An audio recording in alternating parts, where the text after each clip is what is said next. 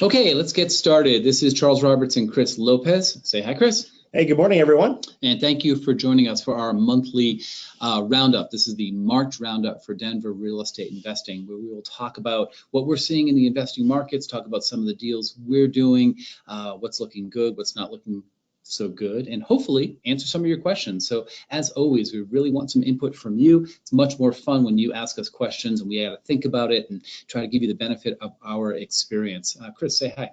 Hey, I'm glad to be here and forgot one of my slides here, but just so everyone knows, as usual, this is our monthly virtual cup of coffee. We talk real estate, and please ask questions, put them in the Q&A box, and if you have to leave this session early or you can't catch a future one, we always post the recording to YouTube and also our podcast channel. That way you can stay in touch as to what's going on in the market.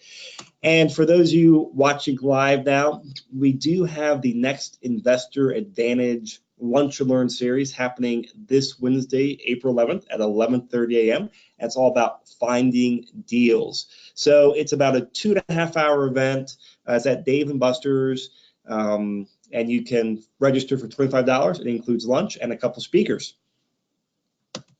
So the first topic, and this is actually an email that we were bouncing around, I think at like 5 a.m. this morning, Charles. Yep. You had forwarded to me, and it was just a very quick, but it was a very concise analysis about what's going on in the market right now. And it's like rising home prices for rising rents. For those of you out there who are looking for deals, you know, there's not been a lot of great deals out there, and like the 7 to 8 cap range is what we usually look for. And we're getting in the springtime now, which is when inventory usually starts opening up, but it doesn't seem like a lot of those deals are out there. And Charles, you had a really interesting kind of analysis on this about prices versus rent. So what's going on? So I have a client named Ariel. Ariel is French. He lives outside of Paris, and he actually owns properties in literally different countries. And he approached me a couple of years ago to start buying a few properties here in Denver, and I've helped him buy. And he's been looking for the last couple of months. And so what I do is I look for properties and I send him properties in spreadsheets and we talk about it. He sends it to his property manager and we try to figure out if it makes sense. And what we've been finding is we just haven't been able to find anything. So for those of you out there struggling, I just want you to know it's not just you, it's pretty much everybody. Now, if you're looking for a fix and flip 30% off, I would say really good luck.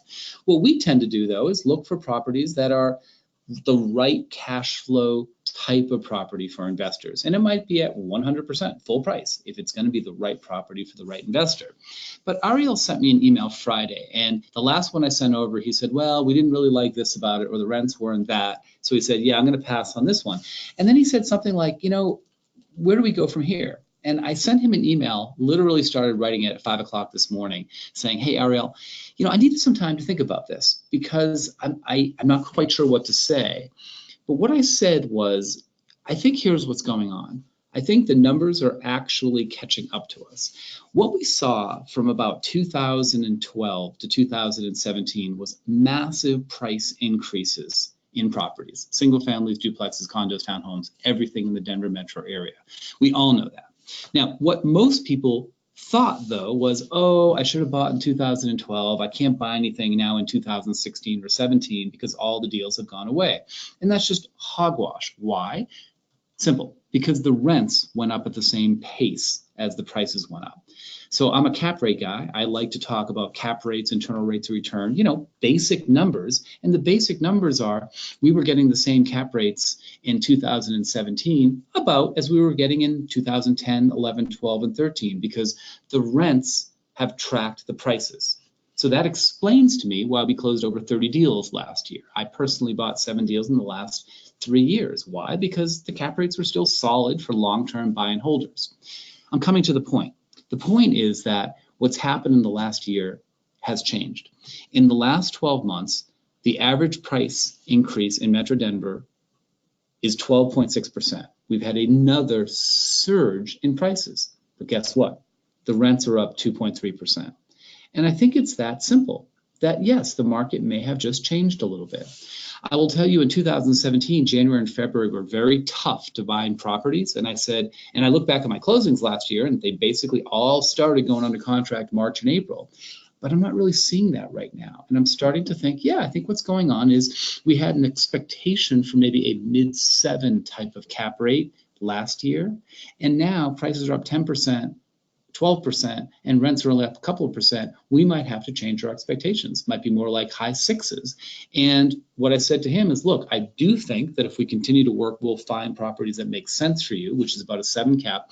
But I sent the email to Chris because I spent a lot of time on it. And I said, tell me what you think of this. I finally got some thoughts on paper, and that's why he asked me to bring it up.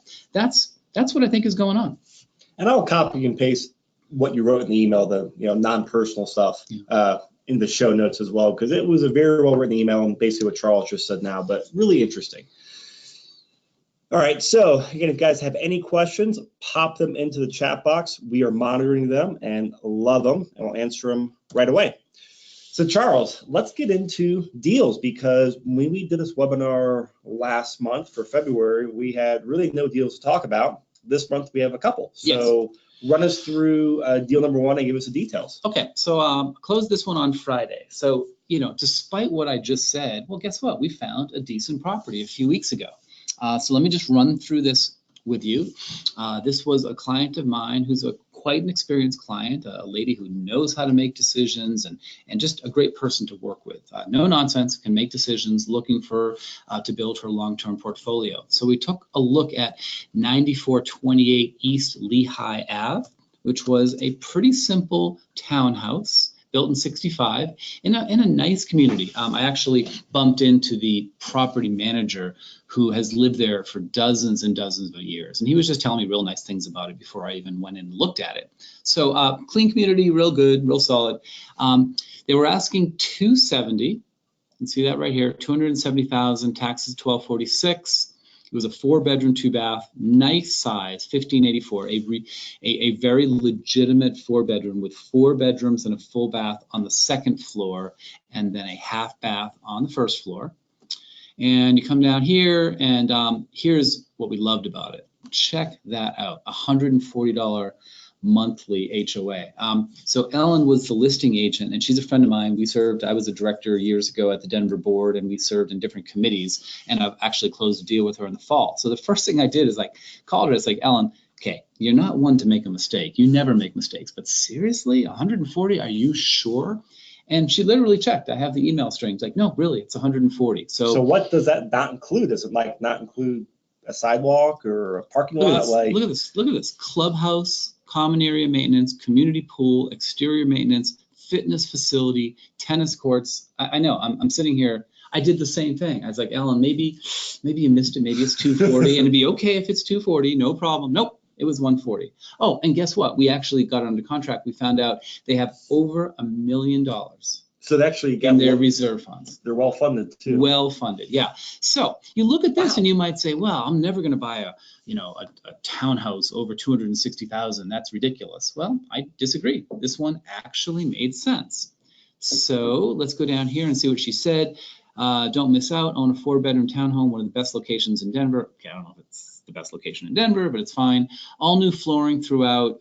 Big kitchen floor. It was fine. It was ready to go with maybe a day's work, cleanup and stuff like that. Had some little mices running around, so we're having to deal with that. But aside from that, it was a solid property. $200 to clean things up? Yeah, I actually hooked her up with my guy Dave, who's my handyman. Dave was literally there. Literally, the moment she signed from home, she had Dave picking up the lockbox. I mean, very, very good businesswoman. Going to actually go in and just finish up. I don't know. We actually thought the microwave was broken, and it turns out he was able to fix it. Just simple stuff. A couple hours work, half day, something like that. Okay. So this is the property right here. And of course, where I'm going next. I'm going to go check out the spreadsheet. And this is the spreadsheet on the property, because that's what I always do first. I want to check out cap rates, internal rates of return, etc. So that's the address. So we say 25% down. She actually paid cash for this. So we put 25% down to be able to compare it to other properties over the long term in terms of a payoff. But she did pay cash for this one. And then we came at a full price. So For those of you who are trying to negotiate deals or ask how to do it, I spoke with Ellen. She had some other interest. My buyer said, great, just get this property, Charles. Don't screw this up. And I said, great, we got the property and we paid $270 for it, and that's what we had to pay for it, and we were fine with that. So we paid $270, put in $1,000 for initial repair costs. Probably be a little less than that, but it's fine. Our guess was $2,050 for rent. And we thought that was just about right on, and she's actually finding that's about right on. She's looking at a lot of Section 8 tenants. She may take a non-Section 8, but she kind of agrees with me, like, Section 8's great, why not take Section 8? Now, which county is this? This is Arapahoe, I believe. Arapahoe, okay. I'm sorry, Denver, I messed up. This is actually Denver County. Yeah, so it's Denver Housing Authority. Okay. So we think we're pretty confident at $2,050 on the rent. We put in things like the vacancy factor, annual rent increase, annual appreciation. As you guys probably know, if you want this spreadsheet, just email me or send something in and I can send it to you. And if you want to make the vacancy 4%, that's great. If you want to do annual rent of 3%, whatever you want, you can make the changes. So here we put in the taxes. For an attached property, we usually pay about $300 in insurance. She's going to manage it herself. We put in, I think this equals 5%. So big question we always get is what to put for reserves, what kind of maintenance. And what we always say is just, make sure it's enough. Like, you don't want to run out of money. Make sure you have a nice big pot of money. So if the furnace goes out the first day, you can deal with it. It'll probably be the 10,000th day, but just make sure you have reserves. And this is what we came up with for a yearly reserve. And then this is the HOA dues. That just looks wrong, but I know it's great. It's true. I know. We checked into it. So we're looking, if you guys can't see it, the HOA dues are $1,680 for the year. Yeah. Which, as you know, a lot of times that's in the $2,000 to $3,000 range for the year. Yeah, easily for a $270,000 property. If you asked me, I would have guessed the over/under would be, $2,800 to $3,100 is what we would have expected. So this is one of those cases where if you use the wrong metric, you might miss a property. And what I would say is, I will hear people say, I will never spend over X for a property. And it's just, that's why you shouldn't say it, because it's more complicated than that.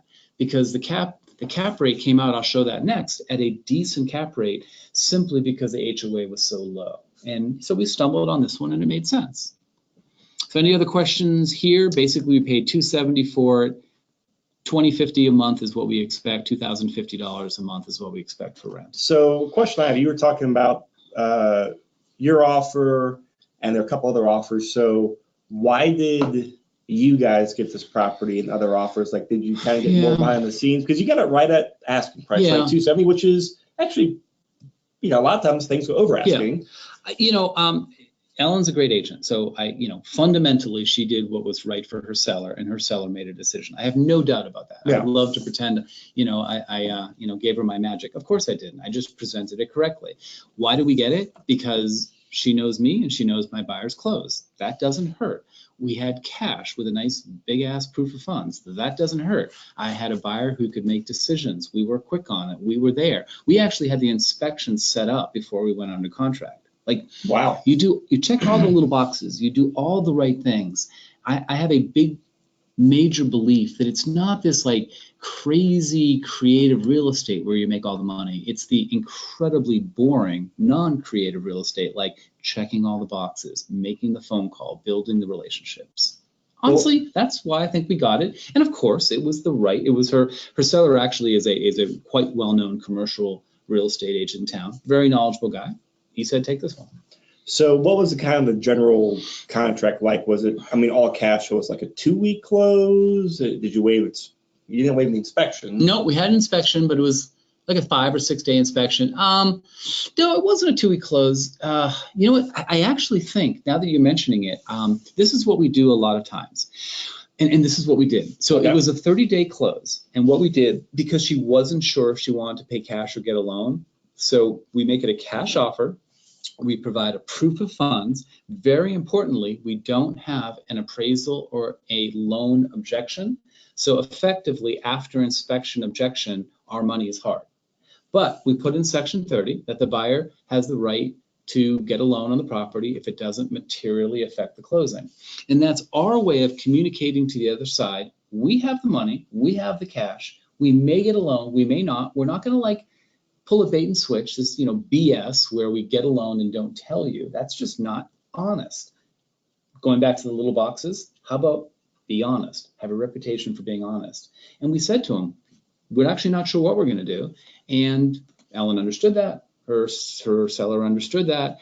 And the fact is, we ended up paying cash for it. Okay. Because we just ended up paying cash, and we closed in 30 days. And I think the inspection was 5 or 6 days. Quick inspection. Okay. Yeah. So just a solid, clean, straightforward offer. Nothing tricky about it. Solid offer. Good. All right. We'll jump into the cap rate. Okay. So basically, this came out at a cash on cash, which means the projected pre-tax annual cash flow divided by the money she would put down if she put 25% down of 9%.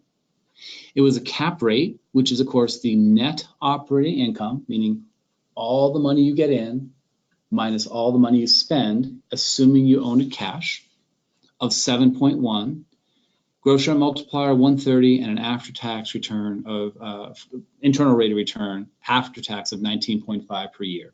This is the one that I talk about most of the time, which is the cap rate. It was a 7.1 cap, done. 5 minutes, she said, put an offer in and get me this property. And it was the right property for her, and it was a 7.1 cap.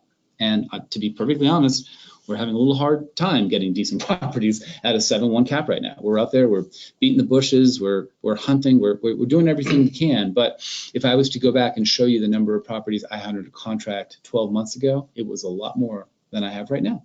And you know why? Because I think the prices are up 12% and rents are up 2%. So compared to everything that's going on in the market, this was probably one of the better deals that's been on the market for quite a few months, right? I guess that you've seen? That I've seen, certainly that I've seen, yeah. We've closed a few, and I'm going to talk about another one we have currently under contract that was actually an off-market deal. But the fact is, yes. This is a decent property in a nice neighborhood, an HOA with over $1 million at a 7.1 cap. I'm thrilled with this, But this property last year, I honestly think would have been a 7.5 cap. Okay. Yeah, that's one way of looking at it. Great. Any questions out there? Pop them in. Otherwise, let's go back to the, where's your PDF there? I don't want to, the other PDF. Because I had, since we talked about before, we'll get in the other deal in a second here, but since we talked about Charles's rising home prices for rising rents commentary, I had about a week earlier just on the email list I had seen for, I'm on a bunch of financial websites, real estate websites, and this gentleman had written an article about what happens if you buy a property at the top of the market cycle. What happens and how do you survive it, yada, yada, yada. So he had pulled in this slide here, which is a very common slide and graphics. I think probably a lot of people seem to have Googled timing the market. It's that 4-phase real estate market cycle. Phase 1, recovery. Phase 2, expansion. Phase 3, hypersupply. Phase 4, recession. So I think it's a very common slide I've seen out there numerous times whenever I've gone into deep Googling of topics or been to various presentations. And where do we get here? So the Castle also has basically their version of the slide too. And Charles, you know this graphic a lot better than I do. Give us the quick rundown on what's going on here, because I actually had misinterpreted this data before we had discussed it. Well, it's the basic sine wave here where we talk about a recovery. We're declining vacancy, no new construction. So in our market, the recovery was, somewhere 2010 to 2012. And I say that like it was over the course of years. One of the things you got to understand in real estate is I can't tell you what time it was on what day. It was, I don't know, 2010, 2012, kind of a big wide period of time when things started to get better. The bottom of the market was basically 2009. Then we sort of moved along for a while. So that was here where you had declining vacancy, no new construction. Then we started to have expansion with some new construction, although we still, many would argue, are lacking the construction. I would argue that to keep up with the demand of beautiful Denver. We're adding lots more people than we are adding units still. And then we come over here to hyper supply, where we have increasing vacancy, and then we have a recession. So yes, markets tend to work in this sort of way, but I guess I would argue and I would counsel people to be very careful to think it looks like a sine wave. For example, in the last couple of upturns and downturns, we had an upturn that started in 1991 and went for about 16 years, and then it crashed for 2 years, and then it turned up again, and we're 7 or 8 years. Thank you. So yeah, so does that look like a sine wave? No. See what I mean? So what we can do is we can take what could be helpful data if we interpret it correctly and simply make it simplistic, completely unhelpful. And this is a perfect example of it. This is the reality of what happened in our market. And that doesn't actually look like the sine wave. So you folks or folks who say what goes up must go down, I just don't have a lot of time with idiotic sayings like that. Because in fact, this is what real estate tends to do in our market, is it tends to go up about the addition of inflation plus additional square footage because homes have gotten larger over time. And over time, they've gone up about 6%. So my advice and my counsel is to be very careful to not misinterpret, let's see, where's the other one? Oh, go up one slide. Not misinterpret things like this to suggest if you buy here, you're going to end up here someday. This is interesting, but to be perfectly honest, I don't use this at all. Like, I spend 0 seconds per day looking at stuff like this. This doesn't help me be a better real estate investor. I don't know everything, and if someone, you know, Annette or Brian or Doug or anybody who's on this podcast right now, if you have a way that I can make more money by understanding this, I'm all ears. I really am. I'm a learner. I want to learn. I love to teach because I get to learn so much. But I'm going to be honest, I don't use stuff like this for my investing. So there apparently is someone or some company out there that says you can learn from them, Charles. So this, I don't know who this real estate consulting company is, but John Burns. Yeah, they're a very well-known real estate consulting. Yeah. They sell their services, which is terrific. Okay. But anyway, for those of you that can't see the slide, if you listen to the recording, all these images will be on the show notes. But this has actually 5 phases here, basically 2 phases for contraction, full downturn.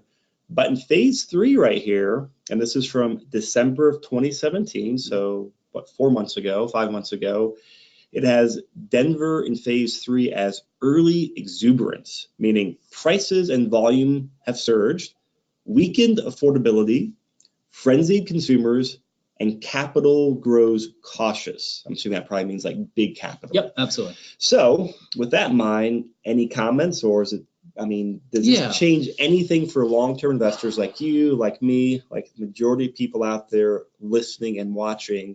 What impact does this have on you advising clients, you buying property? So for me, it has no impact. For you or for another person, it has whatever impact you want. So what this slide does, it's a very pretty slide that has a lot of information and it has a lot of data put together. So I respect the analysis here. The question is, can you make money from this slide? That's the bottom line is, can this predict the market? So what they're saying, for example, is it starts at the cycle bottom early recovery, where everybody would love to be investing if they knew. And then it goes to expansion, exuberance, contraction, early downturn, and then the fall, downturn, recession. Pretty much like the previous slide, right? Kind of like something like a sine wave. So what it says is, for example, locations where ripening recovery, or say early recovery, is Chicago, and Chicago got smushed during the downturn. So, you know, smushed. And then you have ripening recovery, Minneapolis, Indianapolis, DC, San Antonio, Philadelphia suburbs. And then moving along, you get to like nearing exuberance, Atlanta, Charlotte, and then early exuberance is Denver, San Diego. So what they're saying is, if you trusted this, you want to be potentially investing in Minneapolis and Indianapolis and not in areas like maturing exuberance, which would include Austin, Boston, Dallas, East Bay, Manhattan.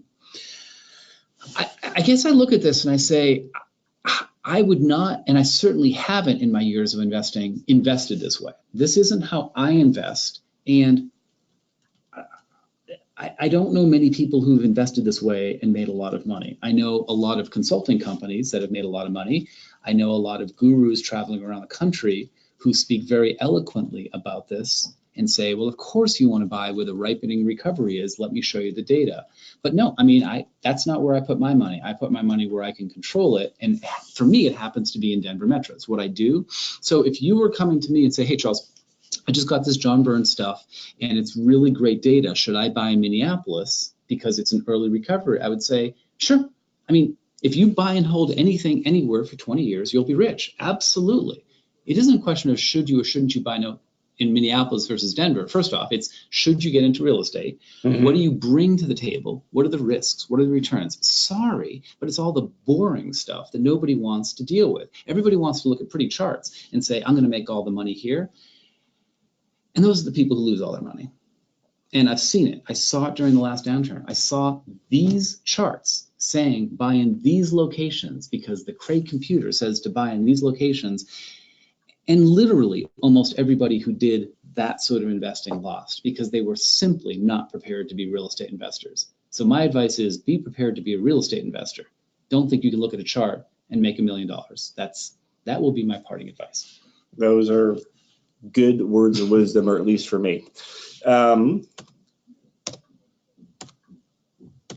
So moving on, the next topic, we've got another deal to talk about. And this is actually, as you said earlier, this was an off-market deal. Mm-hmm. So jump into the details, like How do we find the property, what happened, what's the backstory? Interesting situation. So one of my clients, one of our clients who bought a property, super guy, in December of 2017, so we're in April, so 3-4 months ago, wanted to buy another property. I actually hooked him up with Dave, my handyman, who's been my handyman for 10 years. Dave and Lynette, his wife, kind of do lots of stuff for me.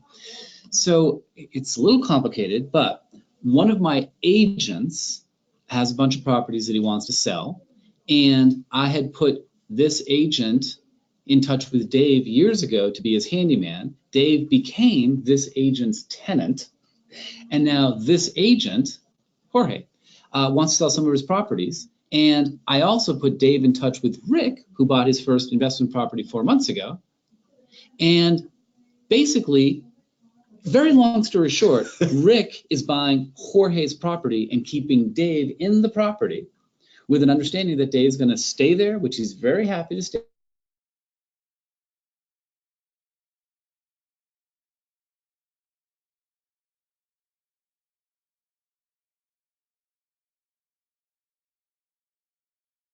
Just get screwed.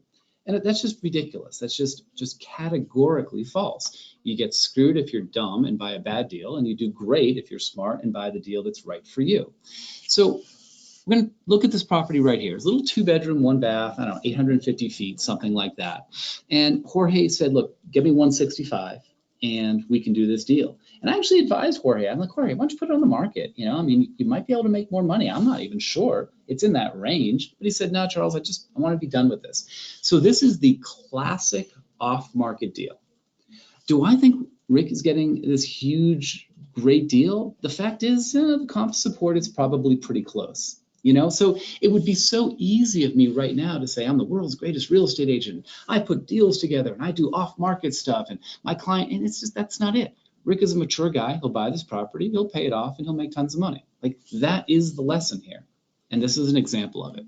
So we're paying $165 for it. We go down here, taxes, property insurance. So read those off. So taxes are $747. $747 for taxes per year. Property insurance, $300 a year. You know, Dave is the property manager, so won't really need to manage it. So nothing for property management. We put 5%, $840 for repairs and maintenance. And then this has actually quite high HOAs. At 300 and let me do that math in my head. Was that $303? Yeah.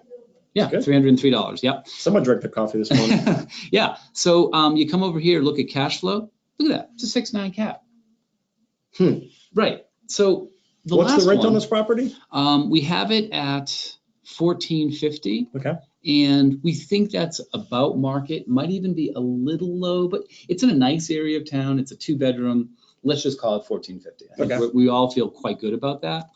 So you look here and you say, wait a second, Charles, what's wrong with you? The off-market deal is a 6.9 cap. The one anybody could have gotten on the MLS was a 7.1. Yeah, welcome to reality. Okay, the 7.1 cap buyer, very happy with that deal. The 6.9 cap buyer, very happy with this deal. It worked for each individual investor. And that's, what I talk a lot about is it's not just about a chart or a bell curve or a sine wave or some magic formula. It's a little bit about that. And it's important to understand what a 20.5% internal rate of return is. That means you're making 20.5% after tax on every dollar you put into this. Great money.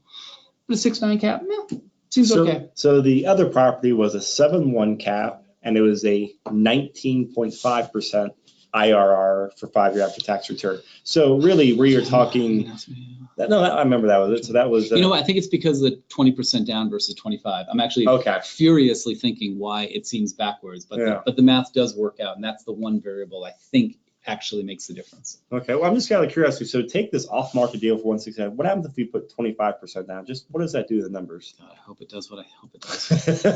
Come on, CCIM. Yes. All right, what does it do here, Charles? It changes. It doesn't touch the cap rate because the cap rate is based upon the net operating income versus the purchase price, assuming you own it outright. Mm-hmm. So changing the amount down doesn't touch the cap rate, but it does touch the 5-year after-tax internal rate of return.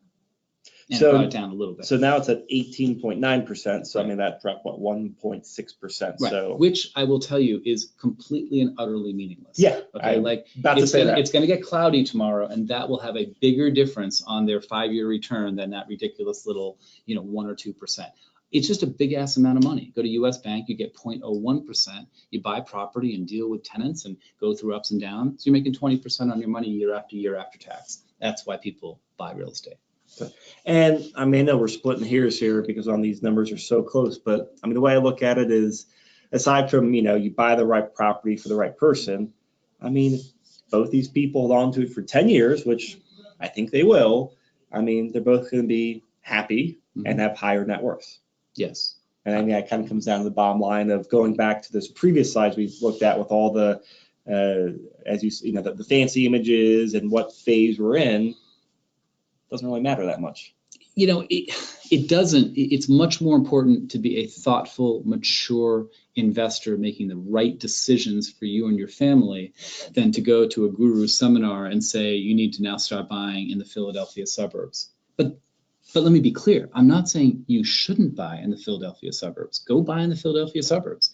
I am saying if you don't know what you're doing, you're going to get crushed no matter what you do and where you do it. You better know what you're doing. So any other things about this deal before we move on? I think we hit the numbers. We talked about where we found it from. I'll tell you both. So the tenant here is a Section 8 tenant. Okay. And the tenant probably in the East Lehigh, most likely she's going to choose a Section 8 tenant. So that's always a topic that people find interesting, and I like to talk about a lot. And I know I'm looking at who's on the webinar right now, and I've had probably half the people on the webinar I've had this discussion with. Yeah, so if you guys have any questions, type them in there. But there is something else I want to throw in there last minute for you, because this is a very, I think from like a high level, 20,000 foot view, it's very interesting. I know we've been working with a client for months now who is bringing in a large sum of money, 1031ing a large sum of money from out of state into Denver. And it's just been very interesting. I mean, you've been definitely on the ground. I've been, kind of on the sidelines, but getting a good view of what's going on. It's just been very interesting, all the details, the different properties we looked at, from like 15-unit multis to 5 units to weird looking triplexes to buying houses for cash. So I don't know where to start you off on this other than just say start, Charles, and kind of go into some details, because I found it very fascinating, and I hope you can kind of do a recap for other people out there, because I'm sure they would find it fascinating as well. So this gentleman sold a property, a commercial property in San Francisco, had a couple $1 million to play with, and we've been working on helping him out. He did get a very interesting property under contract with another commercial agent, which is great, specialized in multi-units, bigger stuff. And it's I don't actually know much about it except to say, it's in not distress, but definitely needs some repair. I believe it's a fully Section 8 and probably has a lot of upside, which is what he was looking for. Now, this was down in Colorado Springs. No, this is he actually didn't get that one. Oh. Yeah, I told you about that one a few weeks ago. No, didn't get that one. This one is in Denver or Lakewood or something like that. Okay. oh, and I'm going to misquote it, but I swear to God, it's I think a pro forma. It's like a 6.9 cap or a 6.66 cap. What does like, pro forma mean? Pro forma means assuming you actually put it to market rents. You know, it's not this like 10 cap. I think it's in the sixes, but Now, it's a what's multi-unit. the actual is actually like in the sixes? No, the actual I believe is much lower. And Okay. I don't know the property. Okay. It's not mine, but he's talked to me about it. I've talked to him about it and stuff. And it sounds like a very decent long-term play. And then he has another little pile of money left. He's got about a week to place it. So we've been working hard trying to figure out what to get. So obviously I'm not going to identify his name, but so I can give you some numbers. He has about 330,000 that he wants to place additionally. So he'll distribute the entire 1031 funds.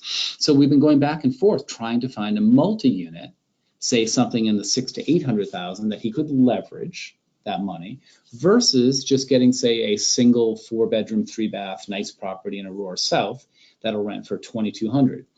And what's so interesting, we had this discussion yesterday, Sunday, as I'm pacing in my living room.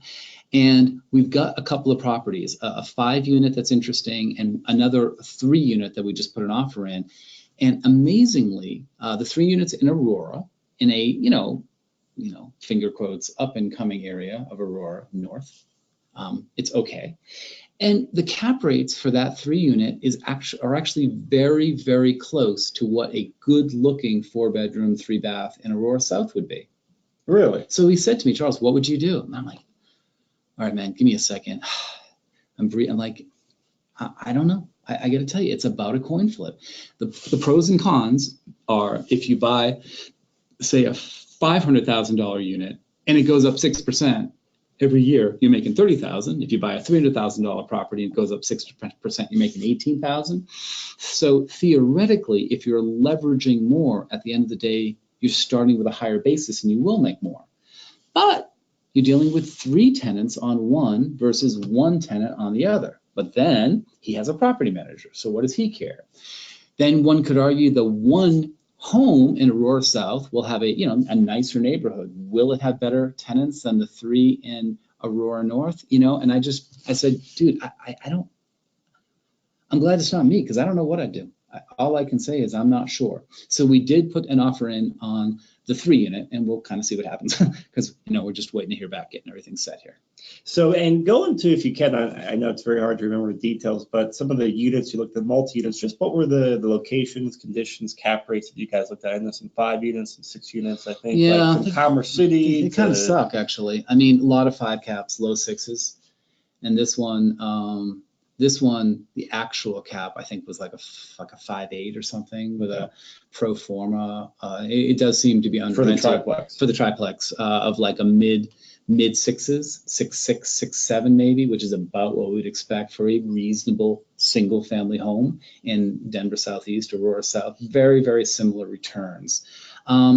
Just multi-units are very, very tough. I'm actually going to be listing probably at the end of this week a 4-plex in Southwest Denver in great shape, and we're probably going to list it at about a 6 cap, maybe even a little lower, because we think we can get it, and if we don't or can't, we'll drop the price a little bit if we have to. But I'm a seller half the time too, and we're going to get what we get. Yeah.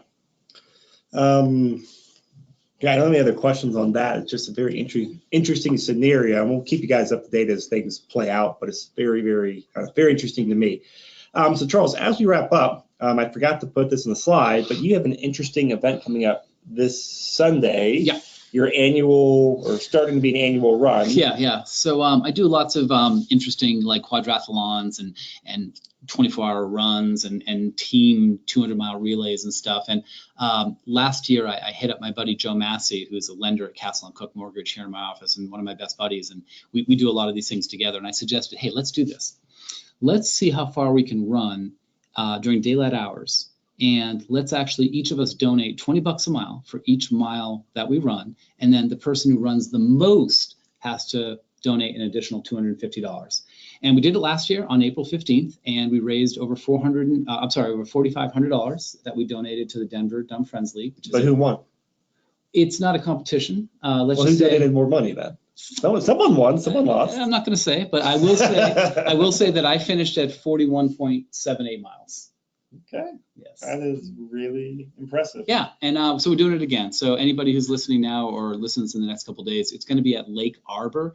It's basically 80th and Wadsworth in Arvada, and at the northeast corner, there's a nice little parking lot there, and we will be there at 6:22 a.m. until 7:38 p.m. And if you want to come and just do a couple laps with us or just hang out, talk real estate, we'd love to have you. And support the dogs and cats at the Denver Dumb Friends League. Yeah, and so this is Sunday, April 15th of 2018 that's happening. So email Charles, email me, we can send you the link to it. But also it's, bring the family out, bring the dogs, but also, where Charles is going to be circling and running in left circles for like 12 hours. 13. 13. Get free real estate advice is a we'd love to great talk benefit. about take the pain away, substitute the pain of real estate for the pain of my legs. All right. Well, I don't see any more questions coming in. So everyone, thank you for coming out. We'll, again, be doing this next month. So we'll be doing our recap next month. So hopefully you can make it live. Keep your eye on the calendar and your email list to make it live if you can. Catch the recording on our podcast channel. Just go to your podcast app, search for Denver Real Estate Investing. We will pop up. And Charles, thank you for your time and what's going on. So thanks, everyone. Thank you. Bye-bye.